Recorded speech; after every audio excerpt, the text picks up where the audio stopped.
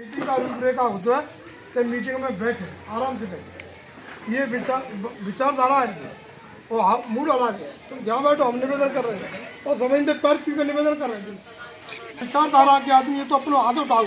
अगर बाबा साहब को पहचानते तो बाबा साहब को पहचानते हैं तो बाबा साहब की विचारधारा के लिए हाथ उठाओ। सम्मानित श्री चाहते बाबा साहब की विचारधारा को। तो बाबा साहब के साथ में एक घटना हुई थी, 3 घटना हुई थी और मैं 3 घटना के बारे में मैं बताऊंगा आपको। क्या वो 3 घटना कौन सी हुई थी कि जब बाबा साहब की संविधान सभा की बात चल रही थी तो वहाँ एक कमेटी सदस्यों की कमेटी बनी थी।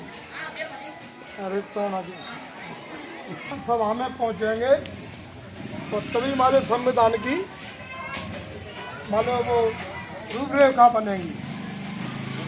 साथियों, जब इलेक्शन का टाइम आया 1952 में, जब बाबा साहब चुनाव लड़े थे, 1952 में बाबा साहब चुनाव लड़े थे तो कांग्रेस एंड गांधी ने एक नारायण के नाम का एक दूधिया था तो उसको बाबा साहब के विरोध में चुनाव लड़ाया। हम तुम कहते हैं गांधी कांग्रेस हमारी है। जब हम उस इतिहास को पढ़ेंगे, जी मैं वैसे नहीं कह रहा हूँ, हमारे पढ़े लिखे लोग मोबाइल रख दें, गूगल पर जा के देख लें।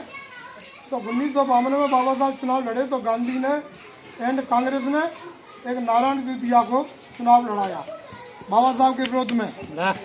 तो कहाँ बाबा साहब, कहाँ एक दूधिया। तो गांधी ने पूरी ताकत लगाकर, कांग्रेस ने पूरी ताकत लगाकर और नारायण को जिताया चुनाव और बाबा साहब को हराया। बाबा साहब को चुनाव हराया, नारायण को दूधिया को जिताया। साथियों, दूसरी घटना होती है बाबा साहब के साथ में। तो महाराष्ट्र से एक अशोक के नाम से अशोक मेहता को चुनाव लड़ाया। इसी कांग्रेस में दूसरी घटना ये जो पहले हुई थी वही बाबा साहब ने बाबा साहब के बारे में दूसरी घटना हुई थी। अशोक मेहता को चुनाव जिताया ताकत के बल पे कांग्रेस ने और बाबा साहब को हराया। क्यों हरा रहे बाबा साहब को? वे कहे संविधान सभा में नहीं पहुँच पावे। बाबा साहब संविधान सभा में नहीं पहुँच पावे और अगर संविधान सभा में पहुँच गए तो जी अपनी लिखनी में जाने काका कर देंगे जी उनके लिए, गरीब अमीर लोगों के लिए, गरीब के लिए। तो अशोक मेहता को चुनाव जिताया। जब बाबा साहब